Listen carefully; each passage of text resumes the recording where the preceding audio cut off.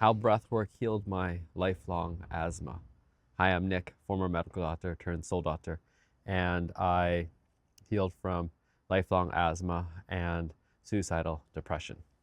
And today I want to go into a deep dive on how breathwork healed my lifelong asthma, as today is my final live session with Bob Frizzell, a renowned author and creator of Breath Alchemy. I have done 11 sessions so far. This is going to be my 12th one. And it's a little scary to end it. I recognize I've learned a lot. Much has changed. Much hasn't changed, it feels like sometimes. And I want to do this, dive into this. Know that if you want an experiential process, I'd recommend joining our Ohana breath. Go to ohanasage.com. Find someone local that resonates with you. Bob Frizzell, read his books, write info at Bob Frizzell. Breath Wave, where I initially learned with Robin Clements, is wonderful as well. And Wim Hof breathing as well. I also have been following Erwin LaCour, who does the breath hold mastery.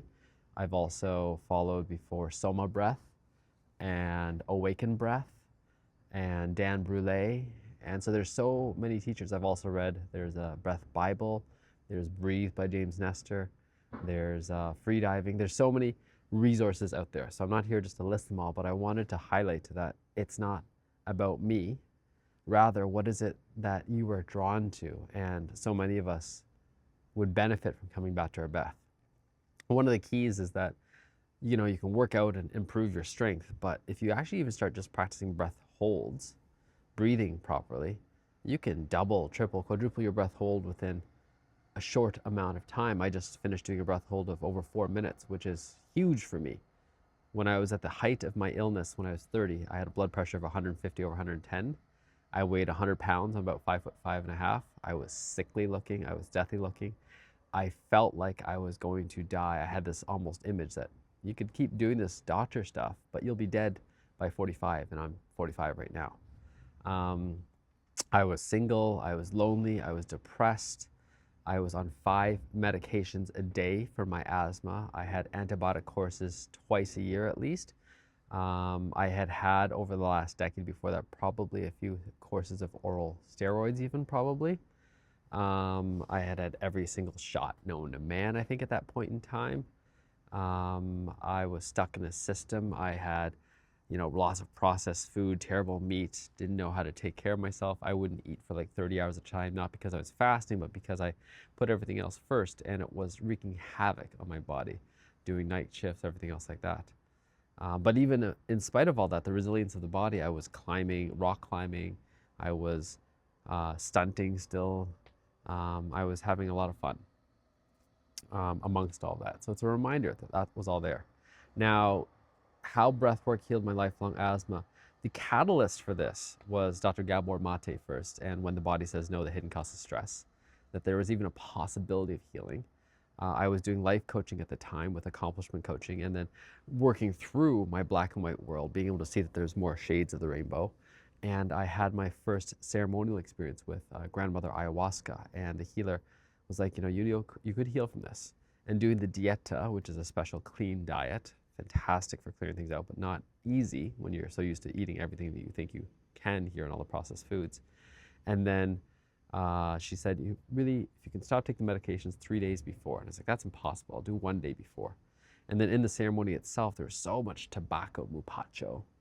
This is like the traditional South American tobacco, not the adulterated North American stuff.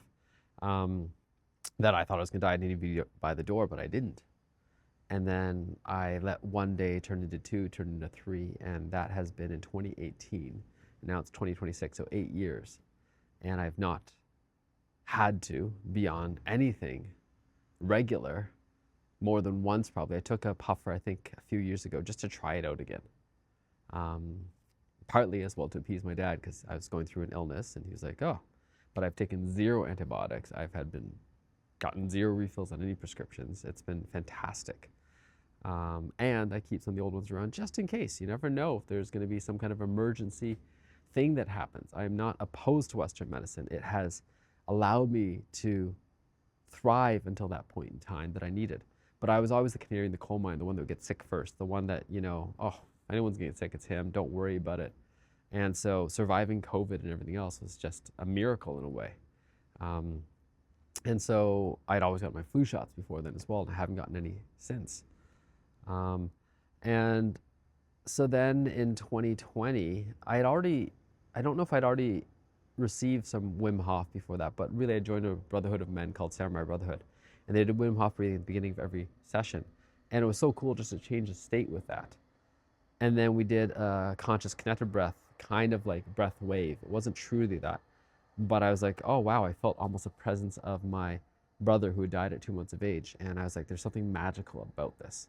And then I went for training myself with Robin Clements, level 1, level 2, breath wave in Salt Spring Island in 2020, just before pandemic really hit, before I knew that we had a child on our way. And it was transformative, both being through it, experiencing it, and then from there, guiding it in the beginning of medicine ceremonies with Intronaut, Yvonne and Lanarvados, having guided to breathwork, and just being with the weird dichotomy of having been such a weak lung person and now leading breath. And I did the presence process. There's a book on breathing daily twice a day for I think 10 weeks, and I did it twice. And it helped me do daily breath works. And that's the thing. It's actually stepping into the thing and really enjoying it. And that's how I know practice is meant for me, is when I really enjoy it. There's an infinite number of healing practices out there. I think they all actually play a role now. Just some of them really align with me at certain times and some of them don't. I used to make fun of so many, including breathwork. My first coaching client told me he paid for a breathwork session. I was like, oh wow, you just wasted your money. Wow, how ridiculous is that, getting someone to breathe with you. And now I recognize that I love my own breaths, and I especially love being in a held container by someone who has their own, I'll say it this way, their shit together for at least that time they're holding me. And it's so beautiful that there's been experiences, and I'll joke about it with Robin Clements, there's the Jesus Christ. There was another breath that had like this kind of moving sound, and it was wonderful, and it was allowing catharsis out. Like the initial ones are screaming, crying, everything else like that. And now with Bob Frizzell, the Breath Alchemy, it's all about gentleness, smoothness, willingness is enough, integration is there, harmonizing, whatever you resist persists. It's just a feeling to heal. It's not trying to make a story out of all. It's a circular breath, but it's complete relaxation, but it's a smooth relaxation. It's a smooth descent. It's not trying to push force. It's trying to find mastery in the rhythm itself, while also recognizing the mastery of the rhythm isn't critical for each session. And each session you can get yourself to a 10 out of 10 because you've realized I've let go of another layer. And it's been profound. And the live sessions, when I took breaks because I came back from Hawaii and all this stuff and I got sick, every time I lost sight and the breath became a little more ragged, forced, mechanical, controlled. And a big part of it was, I realized, and this is all just a story, is I was getting back into performative mode, trying to do this for someone else, rather than say, can I just be with it, do it the way I want, with guidance, with love. And now, the greatest gift he's given me actually over the last few months is that I've been doing the breath regularly. I've been doing at least one breath a day. I'm now actually stepping into some breath hold work sometime as well, the Erwin the Core breath hold mastery stuff, and I'm gonna probably take his course in the near future. And reconnecting with my teachers, I reconnect with Robin Clements and have had him lead a few sessions, and noticing what's shifting in between. Like none of the ceremonies, or sorry, the sessions themselves have felt like they were ground shaking, but what has shifted is the ability to look at, okay, health, wealth, family, freedom are the 4 pillars this year. How am I moving into it? How am I stepping into each illness episode? How am I stepping into the discomfort, the fights with my beloved? How am I stepping into my anger? How am I stepping into my avoidance? How is that shifting into rediscovering, redefining my entire business? How am I letting go of trying to produce a certain result? How am I letting go of shame? How am I noticing the parts that are there? The awareness is enough to become really aware, oh man, I have a lot of judgments. I see myself in comparison mode still, above or below or trying to be equal, that even when I'm trying to create allies now instead of mentors and teachers, it's just a little lopsided, that there are people that I don't want to be around, that there's so many different layers, and just being able to be with it right now instead of saying I should be above this. And as I'm going through it, every time I go through an illness now, rather than being like, I should be well enough not to be ill, it's like, okay, everyone is an opportunity. and stepping into wisdom. Wisdom is the instantaneous recognition that crisis is a blessing. Quote from Dr. John Demartini. And I really appreciate that, because the quicker I can get to that point, the more fun I can have with life, because it's being able to see, like, some of my misery has been accentuated over the past 4 months. And I live a very privileged life. I know that comparatively, compared to when I was younger, all this stuff. I have all this time in the morning, usually at least a few hours of self-practice. I wake up before the sunrise with no alarm. I do have my cat Bao Bao now here, who's waking me up as well, but I wake up with no alarm, and I have the pleasure of being with sunrise and the light. I have a fire in front of me right now. I have the pleasure of having the time to do a meditation and an enema of coffee and urine every morning. I have the pleasure of doing a breath. I have the pleasure now of creating a relationship with Hape that's even more beautiful, and especially with a Bobinsana one. And in all of this, I realize in this age of AI, of rapid change, of magnetic declination, the magnetic pole shifting, the age of Bitcoin, the age of fiat currency changing, the age of people waking up, that I am learning so much, so quickly about so many things, that I am following my highest excitements. I was listening to someone talk about Conversations with God, where most people over the age of like 30 don't even read a book. I'm like, I go through books a week, and I'm so grateful for that. And I'm not trying to make notes, record everything, because there are some people who are great at that, categorizing, structuring. And for me, it's like, how do I just let everything in? And when the opportunity presents itself, I'm able to respond, because there's so many little hidden gems in there. There's so many things that have been coming up. And I'll be talking more about building a citadel and other things like that. But I wanted to share today that it's an ongoing process. Years ago, I like probably about 2 or 3 years after this 2018 experience, I had not had a single lung infection. I thought, I am immune. I'm never going to get sick again. That was my ego. And then realizing now, every time I get sick, it's such a gift. What have I been ignoring? It's almost like a man period, right?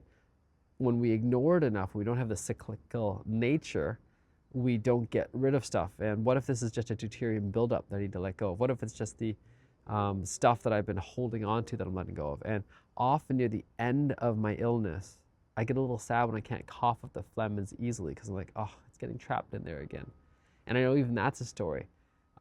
And towards the end, when I'm feeling better, I usually have kind of junk cheat days. That was last night. I had chips. I had a lot of pepperoni sticks that were fried up. I had a lot of stuff that my body did not need, to the extent that I had it for sure. And so when I woke up this morning, I was like, oh, I feel like I'm burning a little bit. I feel off. And so that enema in the morning, the breath, the coughing, the sunrise, oh, all of it cleared up so much. And I'm so grateful for it. And I'm re-listening to Bob Frizzell's Nothing in This Book is True, but it's exactly the way it is, because I'm preparing for my last call today. I'm preparing for my breath. And part of it, it's the story would be back there, and it is true, is preparing to do better, to have me say, wow, you did a great job. Also, though, it's preparing because I'm like, you know, if fucking practice makes perfect, then I'm going to practice more. And I'm going to step into loving the practice. I'm going to step into practice in the way of like, it's okay to fail. And I'm going to step into practice going, you know what, how do I actually notice, keep building up the awareness. And the awareness in detail of things, wonderful. And the awareness isn't the end result. That isn't the goal post. I don't actually know what the goalposts are. I don't actually know what the real game I'm playing is, but I keep redefining the game itself that I'm playing. I think that's a big part of it too. Noticing the games that have gotten kind of stagnant in a way, the rules have gotten kind of stagnant as well. And it's funny that we think the rules are supposed to stay the same. The rules change, things evolve, joy evolves, life evolves. But this evolution sometimes is not always the evolution we think it to be. And I'm going to go off on little tangents right now. It's like we've got an artificial turf field next to us. And it's amazing that it's so consistent. And my son loves it because he thinks it's great, but he's not seeing the part where there's actually more injuries because we can't actually replicate Mother Nature. All the toxic chemicals from all the rubber, all the different ways where the heat isn't distributed properly. There's not enough life, livingness in it. You're not grounded in the earth while you're there. There's so much there. And with the breath, and being able to breathe again, it's like the thing that I need to do the most and consciously. And if there's nothing else that I want to improve, I want to improve the breath. And all of this goes towards the whole idea of breaking the death habit. That's a Jim, I can't remember his name now, Leonard Orr book. And I think there's a piece that I've at least been so indoctrinated to think, oh my God, it's just going to go downhill. And I've been given evidence that it isn't always downhill. When I was 30, I was way sicker than I am now. I feel more vibrant every day. But instead of being like, I'm more vibrant and I've made it, it's just noticing both loving where I'm at and noticing where I am not. Oh man, there's still so many days I'm just dragging myself. As my beloved says, there's some kind of depression about you still. And at first I was pushing back, going angry, going, why are you throwing this label on me? And then realizing she's just pointing out what she's observing. Doesn't make it true. Now when I look at it, I see it too. What's going on? Okay, I'm doing a lot of self-work. Now it's time to get out of the shell again and deliver more, which is why in May we're going to be doing so much more in-person work again. Stepping into that because it's that push and flow. It's just like the breath. It's in, it's out. It's the relaxation, it's the power, the force, bringing in the prana, bringing in the chi, sharing it, moving the energy collectively. And what beauty is there in a collective breath as well? That collective breath, what we're doing together, how much more moves, how we're tuned in, tapped in, how we could, without the guidance and a strong container and a safe container, feel like, oh, everyone else's stuff is getting on me, as opposed to everything else's stuff is helping me to bring to the surface the things that want to be brought to the surface. Sometimes it can be really triggering.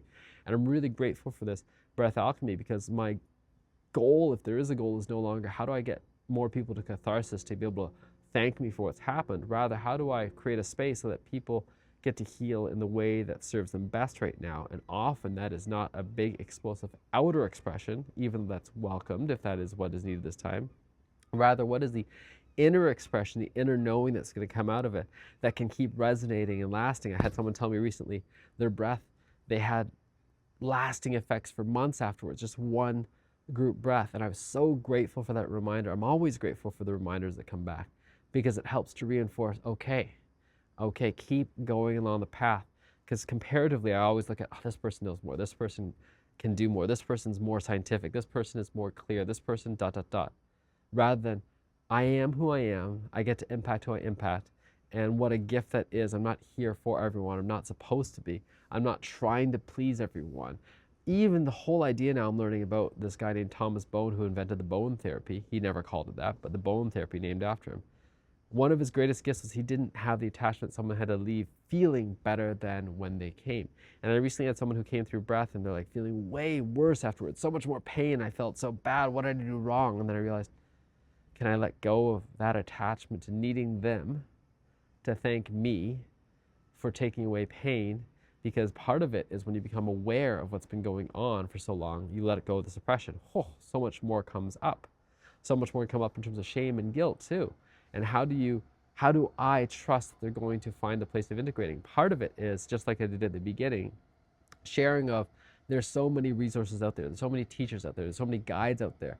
I've gotten the privilege of breathing with Aubrey Marcus, Caitlin Howe, Kyle Kingsbury, Eric Godsey at Fit for Service in 2023 for a year, and then actually being able to step into the facilitation role there too, to learn from there, to see from there, and then work with Blue and work with Matthias DeStefano and Robert Grant and Peter Crone and Dr. Kelly Brogan, and be like, oh my God, there's so many amazing teachers, there's so many amazing guides that are stepping into living their lives in their way. And in every one of them now, I'm more able to see the place. I'm like, oh, I don't resonate with that, I don't agree with that.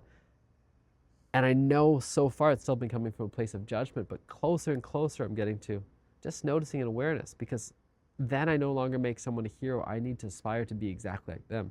Rather, what are the parts that I want to practice integrating to make me the more whole version of me that wants to be alive in this lifetime? And part of my practice is I want to step into the timeline where I'm remembering lifetimes more clearly, so that I can continue the process, so I can actually play with things differently.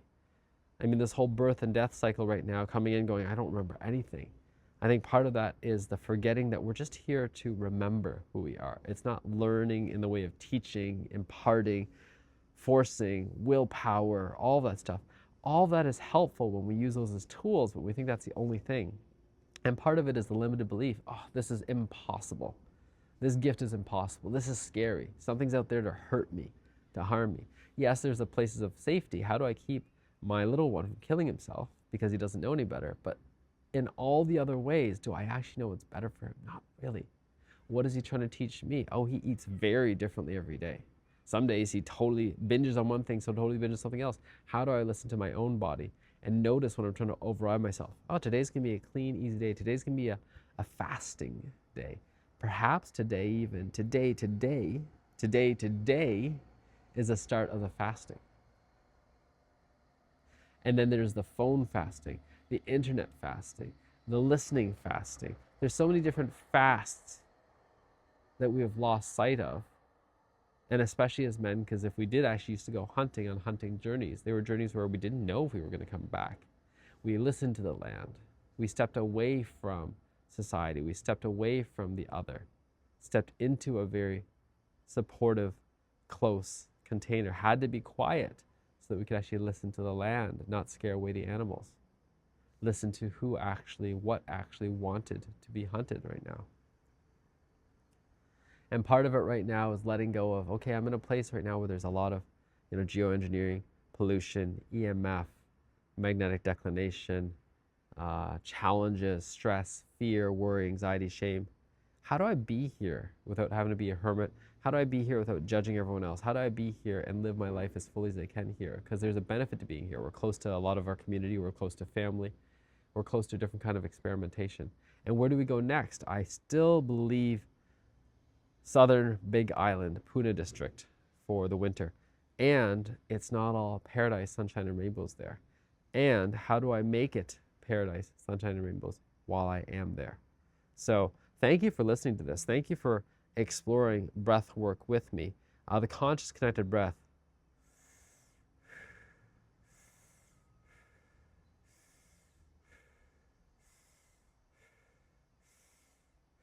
It's pulling it in through the diaphragm, rising the chest. Use the inhale force. Relaxation, the exhale, just letting it go, and connecting the breath at the top and the bottom so that the pause isn't there. And usually it's turning in a little bit sooner than I think, because that relaxation, once it's done letting go of the breath, it's bringing it right back in. And in that sense, when I do this, it brings me back to present moment awareness. It helps me pull in more of that prana, that chi, that energy, that life force. It helps me create space so I can feel what there is to feel. And when I do it this way at around that pace, in about an hour, I'm going to breathe about 1,000 active breaths through an open, relaxed mouth, which allows so much more movement transition. And in the end, most of the time in my life, I breathe through my nose, even when I'm exercising, running, doing things, because that's where most of our work is to be done. The resistance is there, the warming of the air is there, the connection is there. It's only when I'm doing the active breath and I'm wanting to that I breathe through the mouth. And I really want to remind people of that, because otherwise they think, oh, am I supposed to breathe through the mouth more? No. And then the caution is, if you're actively pregnant or have such severe heart-lung disease that you're seeing your doctor for and it's something that's really actively being managed, please find a facilitator.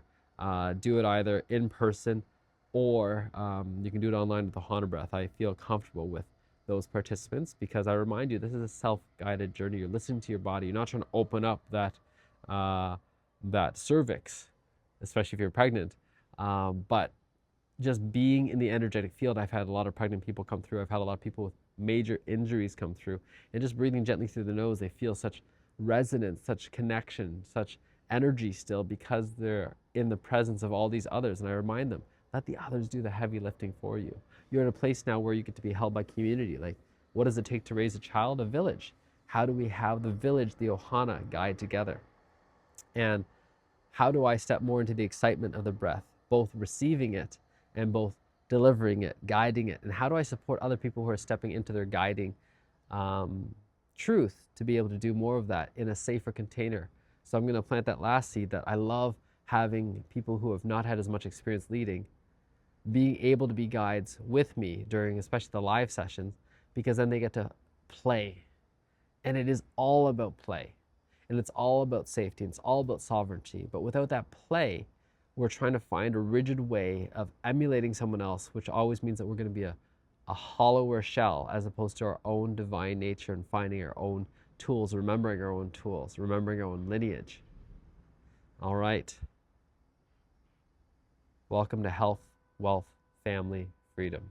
Enjoy the flow. Ciao for now.